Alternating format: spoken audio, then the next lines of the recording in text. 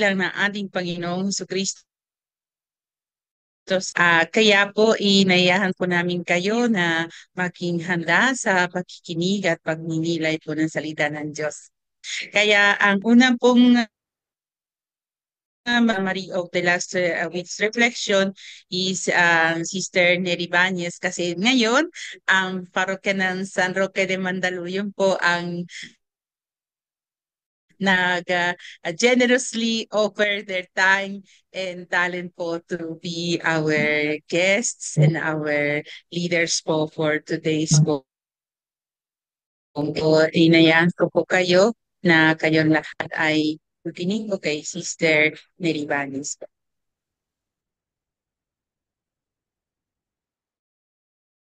po kayo, sis. Okay, magandang gabi sa ating lahat. Ang akin pong tatalakay ngayon ay ang buod o recap ng na si Sister Lacy's noong Martes, ika-10 ng Disyembre.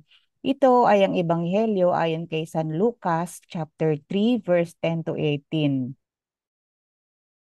Ebanghelyo para sa Gaudete Sunday sa ikatlong linggo ng Adviento.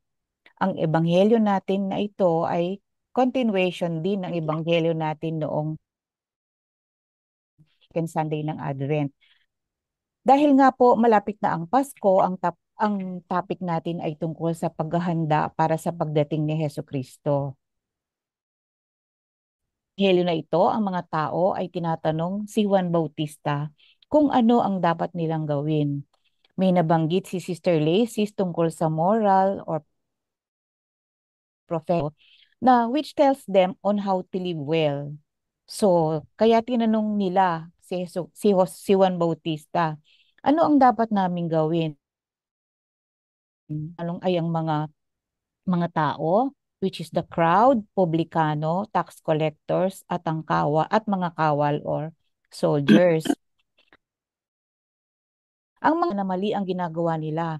Kaya ang sabi ni Juan sa kanila ay itama o ituwid ang kanilang mga sarili at ituwid ang kanilang landas. Kita ng Diyos ay para sa lahat, sa ating sarili at hindi lamang para sa iba. Dapat nating isapuso ang mga salita ng Diyos. Sabi nga ng Psalm 95, if today you hear God's words, harden not your hearts. Ang mga tao ay nananabik din sa pagdating ng Mesiyas para sa para sa atin ang ating sarili tungkol sa expectation natin sa pagdating ng Mesiyas. Ano kaya ang aking gagawin kung nasa harap ako ng Diyos? Pangangad natin pag tayo ay nagsisimba or nangungumpisal. Tatanungin din natin nating sarili ng mga sarili, ito kaya ang kailangan ko o ito kaya ay kailangan ko?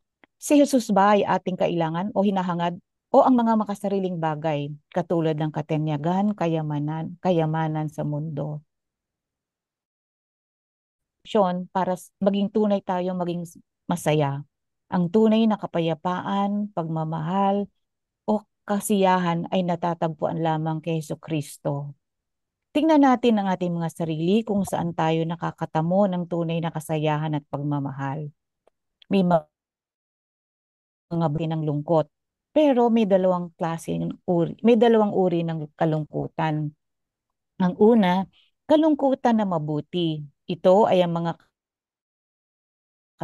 mga kalungkutan na nagpapabalik sa atin sa Diyos o nagtutulak tayo patungo sa Diyos. Pangalawa ay ang mga kalungkutan na hindi nanggagaling sa Diyos, ang kalungkutang nanggagaling sa pagiging makasarili at mga galik sa puso natin. Nakikita rin natin sa ebanghelyo na ito ang kababaang loob ni Juan na tayo rin sana ay dapat na magkaroon ng kababaang loob na tulad niya. Nang tayong mag-expect ng wag tayong mag-expect ng papuri sa mga ginagawa natin ihahayag. um, Dapat hindi natin ihahayag, ikakahiya o dapat hindi natin ipapahayag ng salita ng Diyos. Dapat tayong maging masaya sa ating pagpapahayag, lalong-lalo na sa pagiging Bible apostles. Tuluyan nating magbalik loob sa Diyos ang ating kapwa.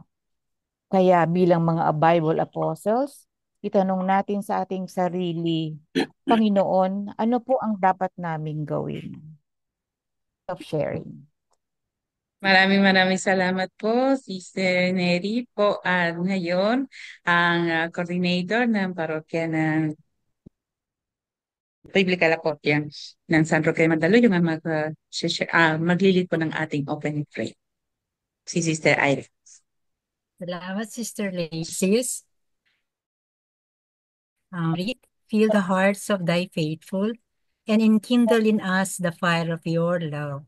Sa ngalan ng Ama, ng Anak, at ng Espiritu Santo. Panginoon, binibigyan ka namin ng papuri at kaluwalhatian dahil tanging ikaw lamang ang karapat-dapat na sambahin at dakilain. Sa muling pagtitipon na ito at sa pagkakaloob mo sa amin ng kasamahan sa aming paglalakbay sa pananampalataya.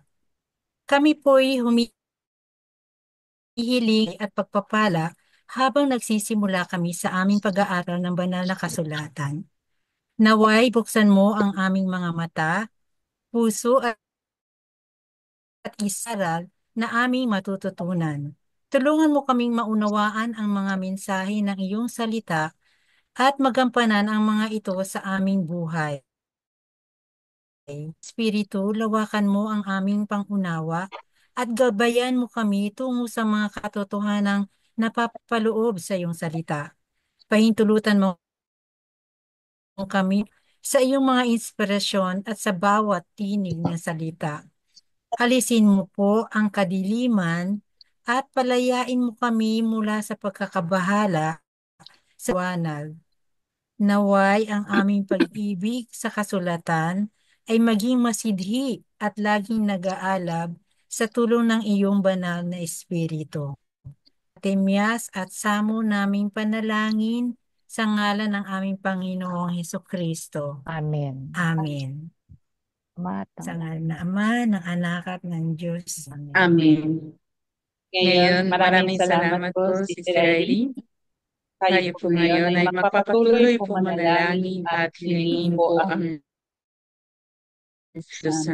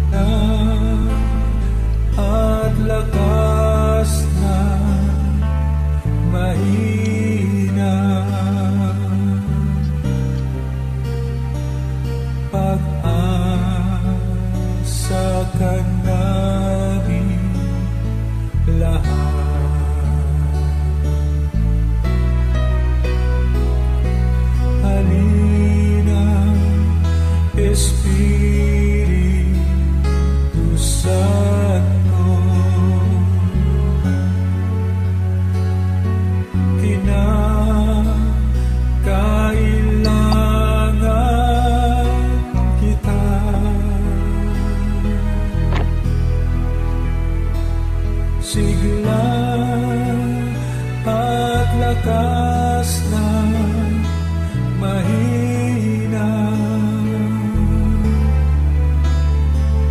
pag-asa ka namin lahat, pag-asa ka namin lahat,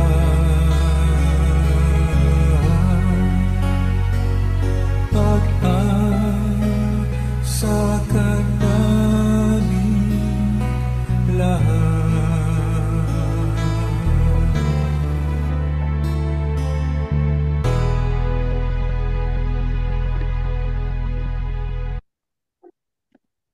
Ngayong ating pakinggan ang banal na ebanghelyo para sa darating na linggo na ibabasa pa sa atin ni Sister Lucy Castillo.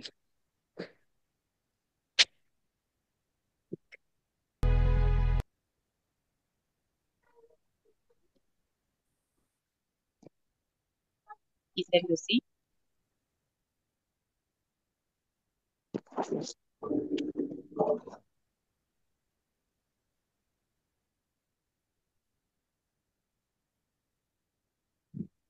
Ang mabuting balita ng Panginoon ayon kay San Lucas. Hindi nagtagal at si Maria ay nagmamadaling pumunta sa isang bayan sa kaburulan ng Juda. Pagdating sa bahay ni Zacarias, binati niya si Elizabeth. Nang marinig ni Elizabeth ang bati ni Maria, naggagalaw ang sanggol sa kanyang tiyan. Napuspos ng Espiritu Santo si Elizabeth at buong galak na sinabi,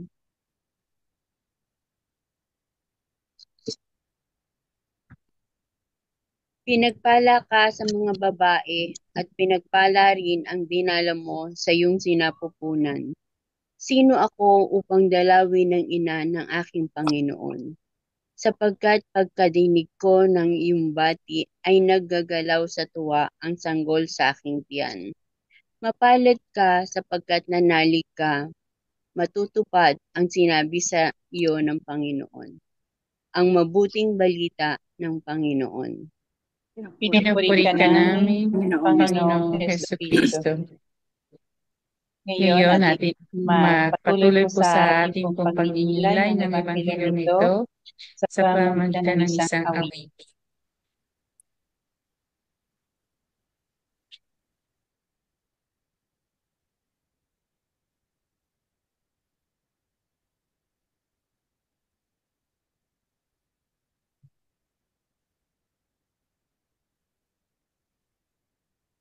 To see the face of God is my heart's desire.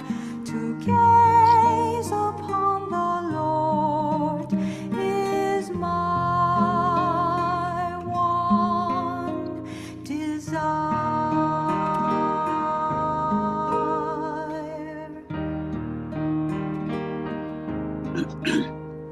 To see the face of God is my heart's desire.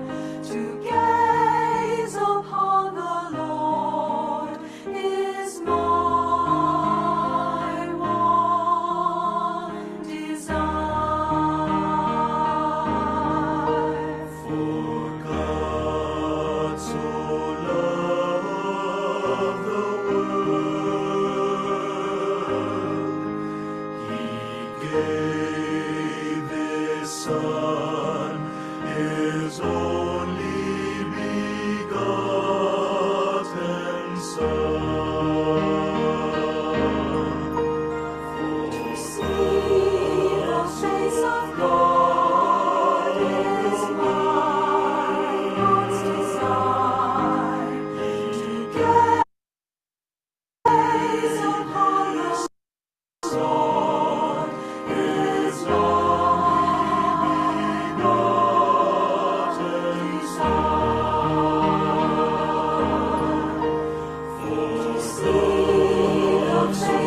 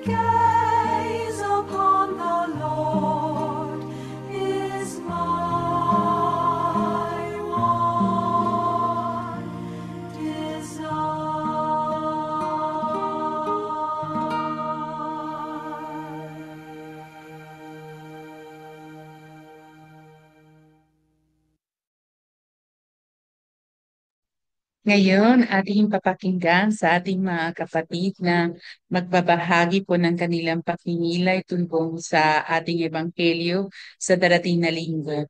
Ang una po magbabahagi po sa ating ay ang ating Sister Maureen Orancia po.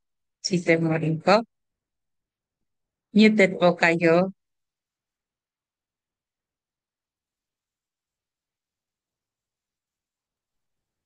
Naririnig na po ako, Sister Lacis. Yes po, Sister Maureen. Okay, sorry, naka-mute, naka-ano pala ako. Thank you, Sister Lacis. Good evening po sa lahat. Thank you for this privilege na maging one of the sharers ako tonight. Ang reflection ko po sa ating gospel reading po for this Sunday, para sa akin, focuses on how we can bring Jesus to others, katulad ng ginawa ni Mary sa cousin niya na si Elizabeth. Dinala ni Mary si Jesus sa pinsan niya at na-recognize naman agad ni Elizabeth ang Panginoon. Nangyari itong encounter na ito dahil sa relationship nila Mary and Elizabeth. Similarly, ganito rin po ang gusto kong mangyari. Ang dalhin si Jesus sa iba, starting with my own family, at sa iba ko pang mahal sa buhay. Ang dasal ko na sana pag nakikita ako ng aking mga mahal sa buhay o bawat tao na encounter ko, ay magdala ako ng saya at hindi inis o galit sa kanila. Kasi di ba po minsan, pag nakikita ka ng tao, naiinis sila o kaya nakasimangot or nalulungkot or worse, yung aalis, ang ibig lang pong patunayan nun ay hindi nila nakikita si Jesus sa tao na yon. At nakakalungkot po kung ganun ang mangyayari sa akin, na makikita ko na ganun reaction ng tao sa akin. Ang gusto ko po sana ay makita nila na daladala ko si Jesus sa paraan ng aking pamumuhay. Sa tulong ng mahal na ina ay gagawin ko ang lahat ng aking makakaya para mailapit ko ang pamilya at mga kaibigan ko sa kanyang anak ni si Jesus, lalo na ngayong Advent season. Sa ganitong paraan, my family, my friends, at yung mga tao na makikilala ko pa and myself can all work together para mapalalim pa namin ang aming pananampalataya sa Panginoon. Maraming po salamat sa pakikinig. Maraming salamat po, Sis Maureen. Good evening. Opo. Thank you po sa napakagandang sharing po.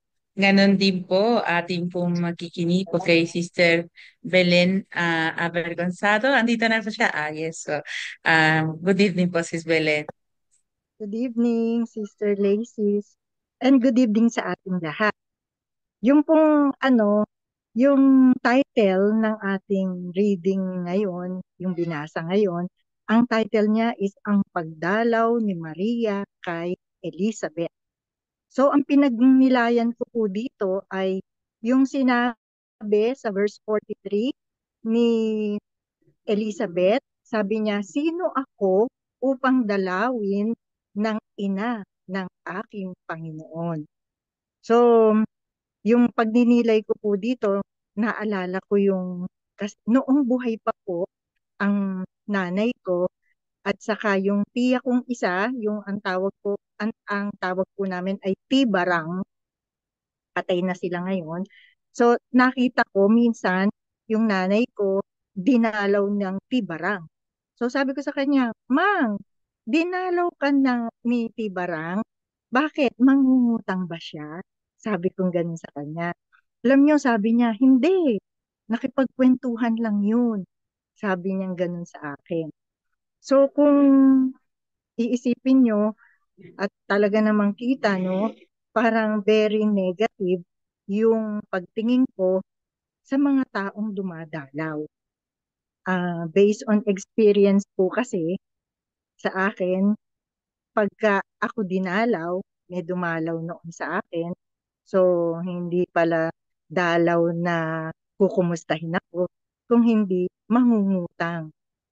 So may mga pagkakataon naman na pupuntahan ka lang kasi may kailangan. Minsan naman, magte-text sa iyo para batiin ka ng happy birthday, pero ang kasunod nun, kailan ang blowout? So parang may mga hindi magandang balita sa likod ng mga pagdalaw. Kaya nga po, parang minsan naiisip ko, kailan kaya magkakaroon ng relasyon o kailan kaya mauulit ang katulad na relasyon ng mamangko at ni Tibarang na dumadalaw ng walang hinihinging kapalit o walang hinihingi. Katulad po ng pagdalaw ni Maria kay Elizabeth. Ang pagdalaw ni Maria ay para kumustahin na rin siguro si Elizabeth o para maglingkod sa kanya kung 6 na buwan na siyang buntis noon at 3 buwan si Maria. Parang ang intindi ko, ino-offer ni Maria ang kanyang paglilingkod kay Elizabeth. Di ba po napakagandang balita? So kaya nga, ang wish ko, sana minsan may dadalaw sa akin na kamag-anak, nakakilala ko, at kami po ay mag-uusap lang, dadalaw lang siya para sariwain ang mga nakaraan namin, yung mga lungkot, yung mga tagumpay, yung mga magagandang experience namin. So, at marirealize namin, sabay kaming iiyak, sabay kaming tatawa, sabay kaming magpapasalamat sa Diyos kasi na-realize namin na lahat ng mga bagay na yon na pagtagumpayan namin. Kasi mayroong Diyos na gumabay at may tumulong sa amin. Napakaganda sigurong pagdalaw ng isang kamag-anak o kaibigan ang sariwain ang mapapangit at magagandang experience na naranasan natin sa buhay, hindi po ba? So, kaya nga po, dito sa ginagawa at gagawin natin, nag-practice kasi kami nung Monday, no? Para sa susunod na taon, ready na kami sa Lectio Divina. So, kaya nga po, dito sa Lectio Divina, nakita ko na ito pala ay ang napakagandang halimbawa ng pagdalaw sa isang kaibigan. Pagdalaw ng mga taga-Bible study, tayo, pagdalaw natin sa kanila, at parang dinadalaw natin si Elizabeth na later on, sa ating pagdalaw-dalaw constantly, religiously sa bahay nila, marirealize nila tulad ng pag-realize ni Elizabeth na ang dala-dala pala natin ay ang Panginoong Jesus. Tulad ng pagbiglang instant realization ni Elizabeth na ang dala-dala ni Maria ay ang mahal na Panginoon. So yun po, sana ang dalangin ko po, ang gagawin nating Lectio Divina sa mga bahay, sa mga bahay-bahay, sa mga condominium, ay isang realization po na pagka winari-wari at ni-reflect natin, sino ba ako? Ano nga yun? Yung tanong ni Elizabeth, sino ako upang dalawin ng ina ng aking Panginoon? So, pagka nila winari o ni-reflect, sino ba ako na dinalaw ng mga taong ito? Sana po yung sa pagdalaw natin sa kanila, malalaman nila na tayo ay napakahalaga sa mata ng Diyos. So mahal tayo ng Diyos, miski ano pa ang katayuan natin sa buhay, miski gaano pa tayo naging makasalanan, sana ma-realize natin na totoo na ang Diyos has reserved a place for us in His heart. Amen. End of sharing po. Marami pong salamat. Maraming salamat po, Sis Belen, at sa lahat po na San Roque de Mandaluyong Parish po. So ngayon po ating magpapatuloy po sa exposition po ng Gospel for the next Sunday po na ibabahagi po sa ating ng ating pong Director, si Father Anthony Saclolo, na na-miss namin siya last week. Pero ngayon muli andito po siya, kasama po natin siya. Good evening po, Padre.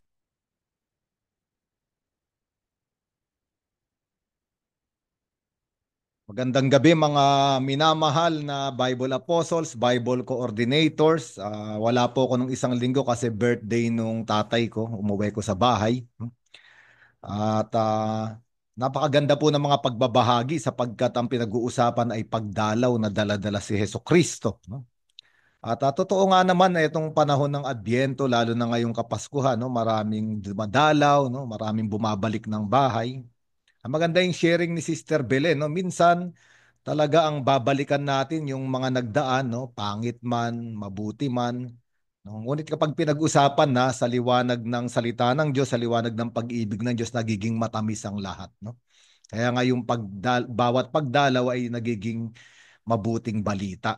At ito yung ating ibanghelyo ngayon, yung sa ika-4 na linggo ng Adbyento, at nalalapit na yung kapanganakan ng Panginoon.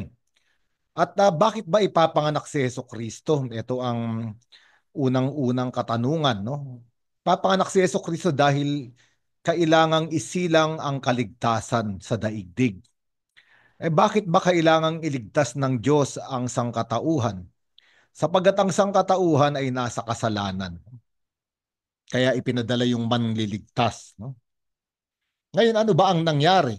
Sapagkat sa lumang tipan pa lang, mababasa natin na ang Diyos ay gumawa ng kasunduan o tipan sa bayang Israel, ngunit hindi sila sumunod. Ibig sabihin, sinalansang, they transgressed the covenant. Kaya nga paulit-ulit sa mga propeta, naisa na ng Diyos na ibalik niya sa kanyang tipan ang sangkatauhan. Sa madaling salita, gusto niyang ibalik niya sa kanyang sarili ang sangkatauhan, ngunit paulit-ulit na nagkakasala ang tao. Kaya nga, kailangan ng pagpanibaguhin yung tipan. Yung lumang tipan na nawasak dahil sa kataksilan ng sangkatauhan ay kailangan pagpanibaguhin. Kaya nga, kailangan ng isang bagong tipan. At ito ay mababasa na natin bilang pangako ng Diyos sa aklat ni Propeta Jeremiah, sa Jeremias 31, verse 31. Pwede niyong basahin hanggang verse 34 na magkakaroon ng bagong tipan. Kaya nga, sa bagong tipan na sa New Testament, ipinapakilala si Jesus bilang bagong tipan. Ngayon, mahalaga itong kaugnayan na ito at itong konteksto na ito sa ebanghelyo natin. Sapagkat ang visitation o ang pagdalaw ni Maria ay isa sa mga bahagi ng kasulatan na nagpapaliwanag at malinaw na si Maria ang bagong kaban ng tipan. Bagong kaban ng bagong tipan. Kaya nga mababasa natin ito, napag-usapan na natin ito, isa sa mga formation natin, pero napakagandang balikan. Bago itong visitation, alam natin ang nangyari, merong annunciation. Nagbalita ang Anghel Gabriel kay Maria na ipaglilihi niya si Hesukristo. Ngayon ang sabi ni Maria, paano mangyayari ito? Ang sabi ng Anghel Gabriel, ikaw ay lulukuban ng Espiritu Santo. Mahalaga iyon, lulukuban ng Espiritu Santo. Sa Griego, kung saan isinulat yung Ebanghelyo ni San Lucas, yung salita ay episkiazo. Episkiazo, ibig sabihin lulukuban o lililiman. Sa English ay overshadow. Ngayon, pag bumalik tayo sa lumang tipan, sa Exodus chapter 40, kung babasahin ninyo verses 34 to 35, makikita natin doon yung tabernacle, yung tolda. At sa loob ng tolda, inilagay yung Ark of the Covenant. At sabi roon, nung inilagay yung Ark of the Covenant sa loob ng tolda, the cloud of God's glory, yung ulap daw ng kaluwalhatian ng Diyos, overshadowed, nilukuban.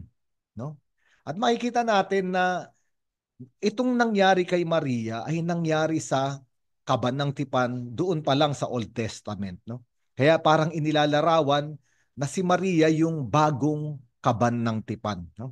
At makikita natin na kung titignan natin ano ba ang laman ng Ark of the Covenant sa lumang tipan, no? Pag binasa natin sa Exodus chapter 25 verse 16, inilagay sa loob ng Ark of the Covenant ng kabanang tipan yung Decalogue, yung two tablets of the law, no?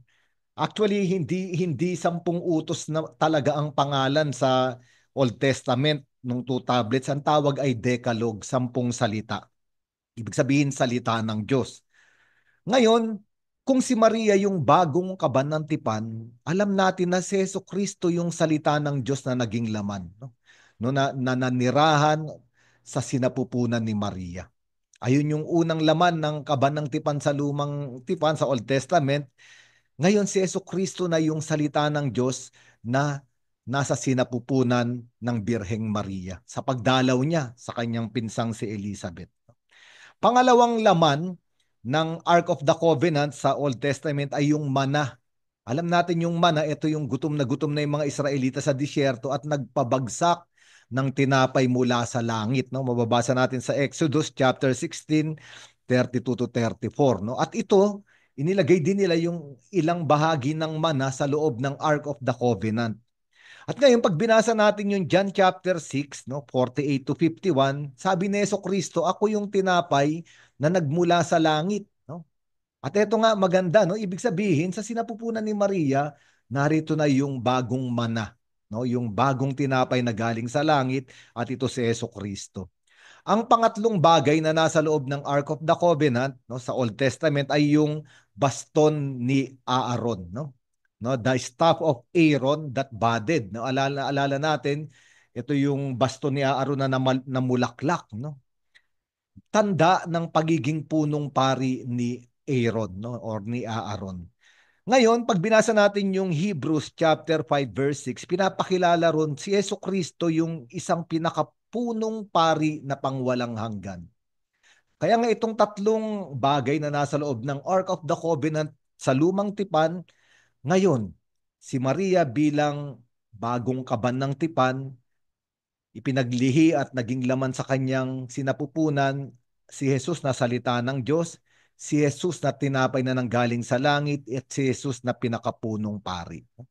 Kaya nga sa bagong tipan, si Jesucristo ay pinapakilala bilang tagapamagitan, no, ng bagong tipan. No? Halimbawa, pag binasa natin yung Hebrews chapter 9 verse 15, sinabi roon na si Jesucristo is the mediator of the new covenant. Siya yung nagdadala ng bagong tipan. Kaya nga, di ba, maaalala natin sa huling hapunan, anong sinabi ni Jesucristo nung tinaas niya yung kalis?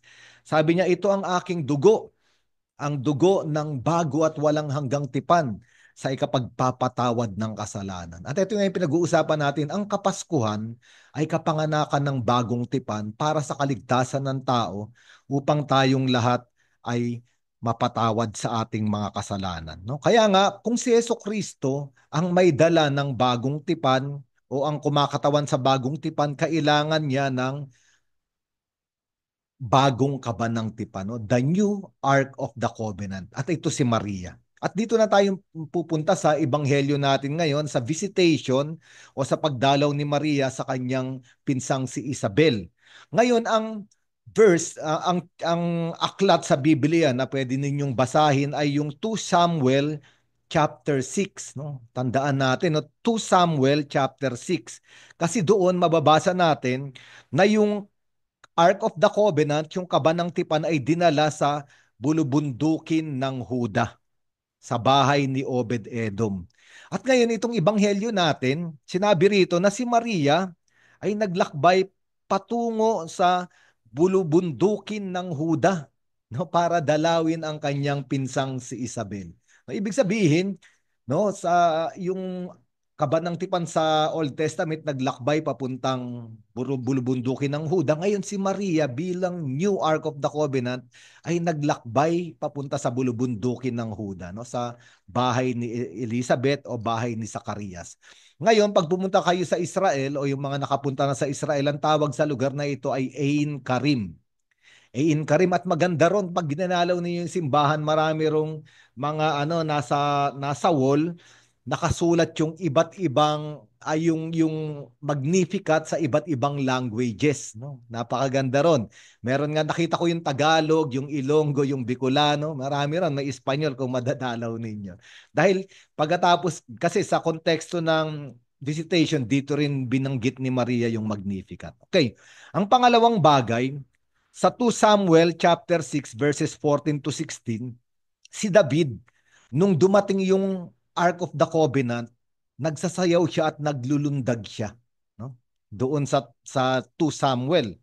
Ngayon, makikita natin dito sa visitation na nung dumating si Maria bilang new Ark of the Covenant, naglulundag si Juan Bautista sa sinapupunan ni Elizabeth, no? At makikita natin na si Maria ang pinapatungkulan ni San Lucas na ebanghelista bilang bagong kabanantipan. At ano pa, no? At sabi sa 2 Samuel chapter 6 verse 11, no, the ark remains in the house of Obed-Edom for 3 months. Pag binasa natin, kasi hindi kasama rito sa ebanghelyo natin, pero pag binasa natin dire-diretso, sabi ron, Mary, Luke chapter 1 verse 56, Mary stays with Elizabeth for 3 months. No? Ngayon talagang malinaw sa ebanghelyo na San Lucas na si Maria ang bagong kaban ng tipan. Kaya nga yung visitation ay para dalhin ng bagong kaban ng tipan ni Maria ang bagong tipan, no? Ang ating Panginoong Hesukristo. Bakit, no? Para nahihirapan na ako magtagalog, to restore, no, the relationship of humanity to God, no? Ibalik yung tipan ng Diyos, no? At napakaganda nito, no, para sa ating lahat ito na may pag-asa, no? Sabi nga kanina, 'di ba? Minsan pag dumadalaw tayo sa mga pamilya natin, sa mga kamag-anak natin, minsan parang wala tayong dalang bagong tipan. Parang hindi natin dala si Jesucristo, nagdadala tayo ng kalungkutan, minsan kaguluhan, hindi pagkakaunawaan. At ito'y karanasan ko rin, no, sa aming pamilya. Pero ang napakagandang pagnilayan na pwede uling dumalaw, no? Pwede uling nating bisitahin yung mga kamag-anak natin, yung mga mahal natin sa buhay kasi pwede namang pagpanibaguhin talaga yung tipan. Ang ibig sabihin pwedeng pagpanibaguhin yung mga relasyon, yung mga ugnayan. No? Pwedeng magkasundo, no? At ito yung dala ni Maria. Kasi kung titignan natin, no, bakit doble-doble o patong-patong ang kaligayahan dito? Kasi si Elizabeth, alam natin na nagdusa siya ng buong buhay niya kasama yung asawa niyang si Zacarias dahil sila ay baog. Wala silang anak. No? Ngayon, ayon sa mga Hudyo, ang mga taong walang anak ay pinaparusahan ng Diyos, mga makasalanan. No, kaya nga sabi ni Elizabeth nung naglihi na siya, sabi niya, maaalis na ang kahihiyan ko sa harapan ng tao. Ang ibig sabihin, si Elizabeth ay maligaya dahil pinagbubuntis niya na si Juan Bautista. No? Pero higit siyang maligaya, no, dahil dinalaw siya ng bagong kaban ng tipan. Dala-dala si Jesucristo ang bagong tipan. No? At ito rin ay napakabuting balita para sa ating lahat. No? Minsan, akala natin ang buhay natin ay baog, no? Walang bunga. Ginawa na natin ang lahat parang walang nangyayari. Pero ang panahon ng Adbyento at panahon ng Kapaskuhan ay mamag-asa to hope to hope extremely, no, na walang imposible sa Diyos. At paulit-ulit sinabi ito ng anghel kay Maria, kay Elizabeth, walang imposible sa Diyos. Ngayon, ang pangalawang gusto kong sabihin, nagbasa ako ng mga ama ng simbahan, yung mga fathers of the church. No, ano ba yung sinasabi nila tungkol dito? Sabi ni Saint Ambrose sa Expositio Evangelii Secundum Lucam, yung exposition niya tungkol sa Gospel of Luke, sabi niya, lahat daw ng kaluluwa na naniniwala sa Diyos o nananampalataya sa Diyos ay naglilihi. Ay naglilihi at ipinapanganak ang salita ng Diyos o si Jesucristo. Ang ibig sabihin ni Saint Ambrose o ni San Ambrosio, yung larawan ni Maria na dala-dala si Jesus ay maaaring mangyari sa atin. Sa pamamagitan ng ating pananampalataya, maaari rin nating ipaglihi si Jesucristo at isang araw ay ipanganak siya sa ating buhay. O ibig sabihin katulad nung sharing no kanina ni Sister Maureen no na makikita na ng mga tao si Jesus sa ating buhay. Si Origen naman of Alexandria, isa ring fathers of the church, yung sa kanyang homily sa kay San Lucas, sabi niya, let us pray that Christ may be born in us. No? Sabi niya, ipanalangin natin na si Jesucristo ay ipanganak sa atin. No? Sabi niya, for He is always a child. Kasi pwedeng si Jesucristo ay nananatili lang sanggol, bata, maliit sa atin, ngunit pwede siyang lumago at lumaki through the progress of our faith. Sabi niya, habang lumalago raw yung ating pananampalataya, parang yung pinaglilihing maliit na sanggol na Jesucristo ay lalaki. No? At lalaki at makikita ng tao. Si San Agustin naman, sabi niya sa kanyang exposition na De Sancta Virginitate, no, about the virginity of Mary, sabi niya, ang bawat Kristiyano ay kabahagi ni Kristo, ngunit no, sa espiritu ay mag-ina ni Kristo. Sabi ni San Agustin, pwede pala tayong maging ina ni Kristo katulad ni Maria. Sabi ni San Agustin, dahil si Jesucristo rin yung nagsabi na whoever hears and does the will of my Father in heaven is my brother, sister, and mother. So pwede talaga tayong maging ina ni Jesucristo katulad ni Maria kung gagawin natin yung kalooban ng Diyos. May narinig akong isang preacher, nakalimutan ko na, pero malinaw yung sinabi niya na kung tayo ay pwedeng maging ina ni Jesucristo, pwede rin natin daw i-abort si Jesucristo. O pwede siyang malaglag. No, kapag pinatay natin ang sanggol na si Jesucristo sa pamamagitan ng ating mga kasalanan. At ito ay napakalinaw no, na imbitasyon. Itong visitation, kung dadalhin natin si Jesucristo, ibig sabihin buhay siya sa atin. At ibig sabihin din nun, ipinagtatanggol natin si Jesucristo sa ating buhay laban sa maraming kasalanan. At ang katotohanan, ito ang Kapaskuhan. Maligaya ang Pasko no, kung si Jesucristo ay nasa atin. No, kaya nga napakaganda, no, merong mga sacrament of confession ngayong Adbyento, no, para maalis tayo sa kasalanan, maibalik sa grasya ng Diyos at unti-unti ipaglihim mo huli si Jesucristo hanggang sa araw ng Kapaskuhan, naroon siya at isisilang. No? Kaya nga, ito yung sinasabi rito, no? Ang unang-unang punto na pwede nating unawain, tandaan ay si Maria ay tinanggap ang Diyos at sumunod sa kalooban ng Diyos. At ito ang napakagandang gawin ngayong Pasko. Tanggapin natin yung salita ng Diyos upang ipaglihi natin si Jesucristo sa buhay natin. Pangalawa, nagpasakop siya sa Espiritu Santo. Mahalaga ito, no? Pagpapasakop sa Espiritu Santo. Upang si Jesucristo ay ipaglihi natin. At maganda, pangatlo, si Maria, sabi rito, Mary arose. Si Maria ay nagmamadaling tumindig. Yung salita rito ay napakaganda sapagkat yung pagtindig o pagbangon, ito ay salita tungkol sa resurrection o sa pagkabuhay na magmuli. Ang ibig sabihin, hindi lang nakalugmok si Maria sa isang sulok. Hindi lang siya nandun sa iisang lugar. Ang pagtanggap ng mabuting balita ay magpapatayo sa tao, magpapabangon sa tao. At ito yung mahalaga. At ito yung mensahe ng Kapaskuhan. No? Kung magpapasakop tayo sa Espiritu Santo at ipaglilihi natin si Jesucristo, tayo ay may lakas na bumangon sa buhay. Pangatlo, sabi roon, she went in haste. Sa Tagalog, nagmamadali. Pero maganda nung tinignan ko sa Greek, maganda yung salita, yung ispude. Ispude, ang ibig sabihin, hindi lang siya nagmamadali. Ang ibig sabihin, merong purpose, may layunin, full of zeal, nag-aalab, full of earnestness in accomplishing something.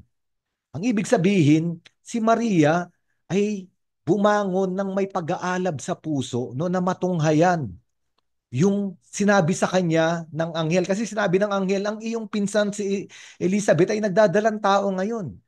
At gusto ni Mariang ibahagi rin yung mabuting balitang tinatanggap niya doon sa kanyang pinsan. At ito yung mga sharing kanina, no?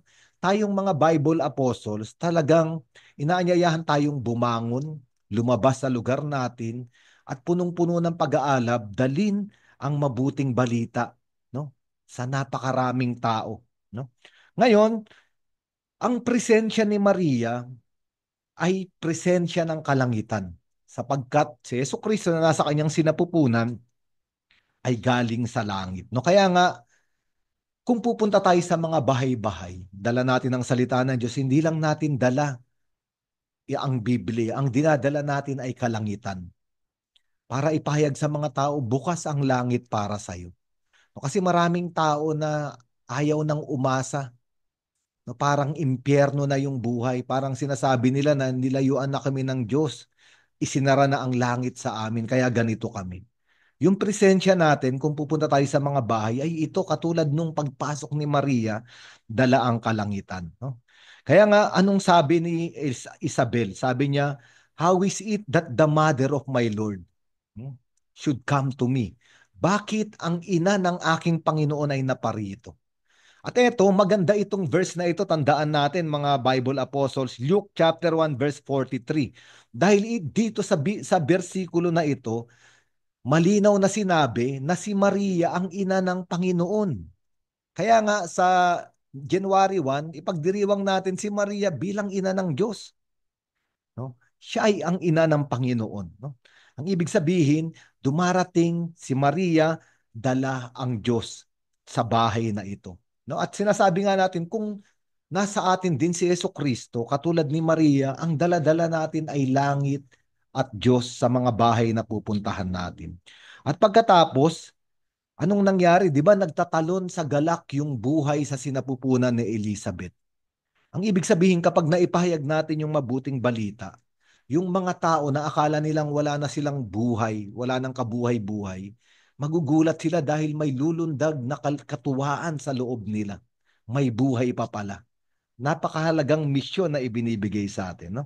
Kaya nga, yung huling-huli, sinabi ni Elizabeth kay Maria, no, na mapalad ka sapagkat ikaw ay nanampalataya na kung ano ang sinabi sa iyo ng Panginoon ay magaganap. Ayun ang mahalaga. No? At ayun din yung gagawin natin. Ang bawat salitang bibitawan natin sa mga taong nakakaharap natin sa misyon natin bilang Bible Apostles, no, sasabihin natin, anumang tatanggapin mong salita, huwag kang mag-alala, mapalad ka dahil magaganap sa iyo. Pero bago natin masabi ito, tayo rin mismo, no, mga Bible Apostolate, tayong mga Bible Coordinators, sana ay maranasan din natin na isang araw ay naganap din ang sinabi sa atin ng Panginoon, ang salita ng Panginoon. No? At napakagandang paghahanda sa Kapaskuhan, no? Sapagkat ang Kapaskuhan ay yung kaganapan ng balita ng anghel kay Maria at magaganap yung salita ay hindi na lang naging salita, no? Kung hindi naging laman. No? Ang ibig sabihin, ang Diyos ay pumasok sa kasaysayan ng tao. At maganda para sa ating lahat, no? Na nais makialam ng Diyos, nais makiisa ng Diyos sa dinadanas nating kasaysayan ng buhay. Nais niyang ipanganak doon. At ito ang napakagandang larawan ng Birheng Maria para sa atin ngayon at sa ika-4 na linggo ng Adbyento. Siguro tapusin na natin dito at pwede tayo nang magtaas ng ating mga panalangin. No? Kung sino man sa atin ang nais magtaas ng panalangin, mag-unmute kayo at itaas ang inyong mga panalangin.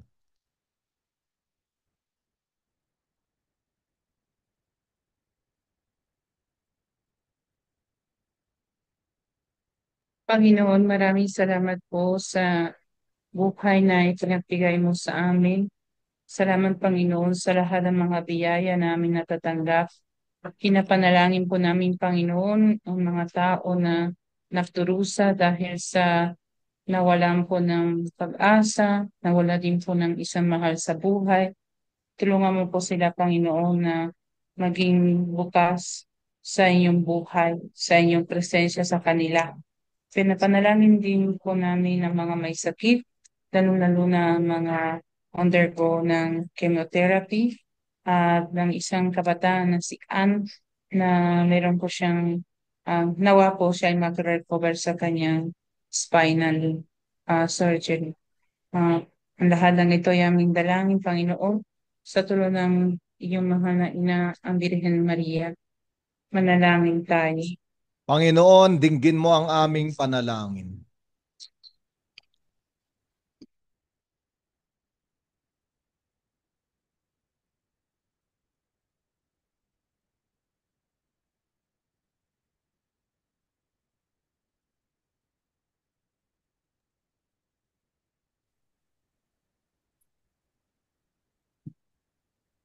Panginoon, itinataas ko po ang aming mga sarili na kami po ay gawin niyong maging instrument na pakilala ng maraming tao ang ikaw sa kanilang puso at para po mabigyan ng pag-asa ang mga tao na nawawalan ng pag-asa sa buhay. Makita sana nila si Jesucristo sa aming pamumuhay. Tinadalangin namin ito sa Panginoon. Panginoon, dinggin mo ang aming panalangin.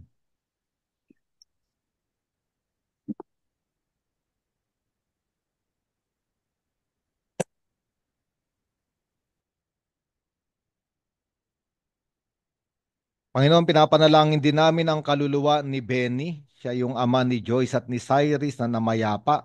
Naway patawarin mo siya sa kanyang lahat ng kasalanan at iyong tanggapin sa iyong kaharian. Pinapanalangin ko rin ang aking mga magulang, ang aking pamilya, yung aking tatay na nagdiwang ng kanyang kaarawan ng isang linggo.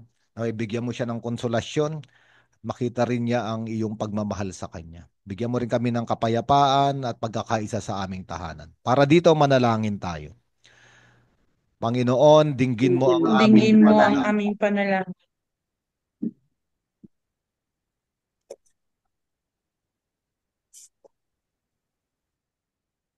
Tanggapin mo, Ama, ang mga panalangin na ito, gayon din yung mga naiwan sa aming mga kalooban sa panalangin itinuro ng iyong anak. Ama namin, sumasalangit ka, sambahin ang ngalan mo. Mapasa amin ang kaharian mo, sundin ang loob mo dito sa lupa para ng sa langit. Bigyan mo kami ngayon ng aming kakanin sa araw-araw at patawarin mo kami sa aming mga sala para ng pagpapatawad namin sa nagkakasala sa amin at wag mo kaming ipahintulot sa tukso at aidya mo kami sa lahat ng masama. Sister? So, Father, ako po magbibigay ng announcement. Okay po. So, tayo po ay na ilang araw na lamang at tayo po ay makikita-kita sa Green Sun Hotel sa Chino Roses, Makati para sa ating Christmas gathering and celebration ng Biblical Apostolate ng Archdiocese of Manila. Sa mga nag-send po ng kanilang mga representative na pangalan. Maraming salamat. So, we remind you that we will be there at 7 a.m. for the registration. And then we will proceed at 8 a.m. for our Holy Eucharist po na pamumunuan po para sa ating ni Father Atot po. Up to 1 p.m. po tayo nandoon. So, be ready to share the joy of Jesus among us. So, this is for December. And our next Tuesday, wala po tayong Zoom meeting for the Biblical Spirituality. And yung sa susunod dalawang na Tuesdays, dahil po ay 24 and 31 of December. But we have prepared a special edition na ating pong Biblical Spirituality Weekly. Ready po para sa inyo para manood din po kayo sa Facebook at sa YouTube po natin. Balikan po natin yun sa January na po. So yun po. For January 12 po, we have the 10, 11, and 12, we have already our Archdiocesan Bible Youth Camp, pamumunuan ng Arcang MBA. At sa December 29 po, ang deadline para masubmit po natin ang mga pangalan ng ating mga kabataan. Lalahanin po natin that this will be 2,000 solidarity fee for board and lodging po. And we are posting already po sa ating po mga pages and accounts po yung mga iba-ibang mga information na kailangan po natin malaman tungkol dito. So, Inayahan po namin ng mga kabataan na mag-attend sa ating pong Bible Youth Camp po, Youth Bible Camp. Ganon din po, meron po tayo Bible Olympics. So, sa January 18, 8 a.m. sa Nuestra Señora del Perpetuo Socorro at Churchill Shrine of Nuestra Señora del Perpetuo Socorro sa Calamba, Calamba, Sampaloc, hindi Calamba. Sa Calamba, Sampaloc. And then, we invite all the parishes para maranasan ninyo, and then you can also practice this and celebrate this in your own parishes po. For January 25, we have our commissioning na pamumunuan po para sa atin ng ating mahal na kardinal, si Cardinal Advincula sa St. Pope Pius XII po sa United Nations Avenue. And then this will be at 1 p.m. The Mass will start at 3 p.m. For those who have already order your polo shirts na official uniform po natin, they are already being done.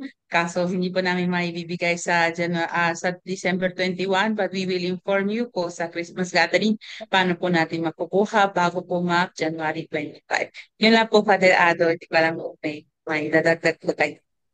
Okay, para sa Biblical Spirituality Weekly, hindi tayo mapuputol, no? Yung sinasabi ni Sister Lacey's, hindi tayo mapuputol kasi tuloy-tuloy tayo, no? Pero special edition lang dahil December 24 at December 31, busy. Ngayon nga, kakaunti tayo dahil maraming nasa simbang gabi. Pero tuloy-tuloy tayo, no? Kaya nga, wala lang tayong Zoom gathering, pero pag bubuksan ninyo, naka-premiere, parang live, no, sa FB at YouTube, yung ginawang video namin ni Sister Lacey's, no?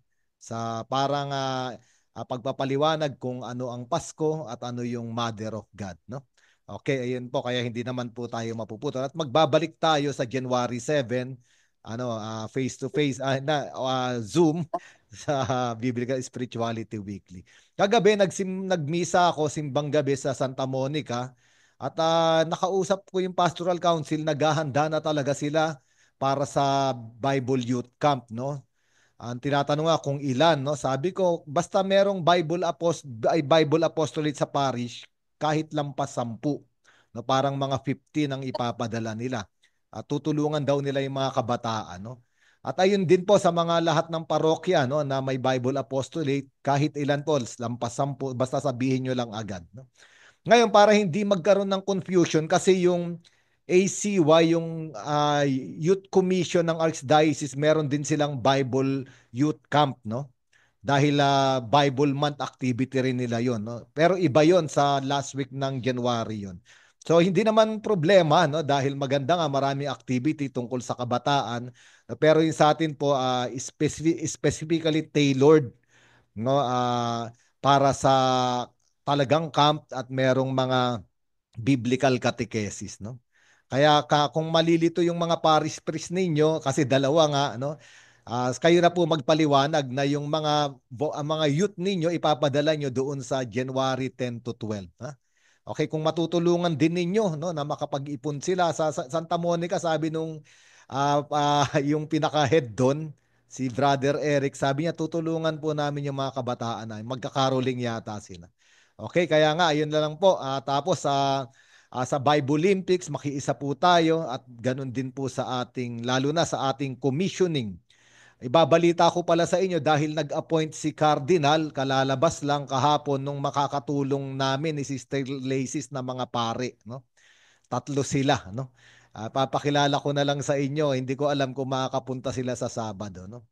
Papakilala ko na lang sa inyo, no, pagka umokay na sila sa meeting. Ang member, member, no? Kasi ako yung minister, Sister Lacey's yung assistant minister, at sila yung members of the ministry. Okay? Sige po, sister, wala na ba?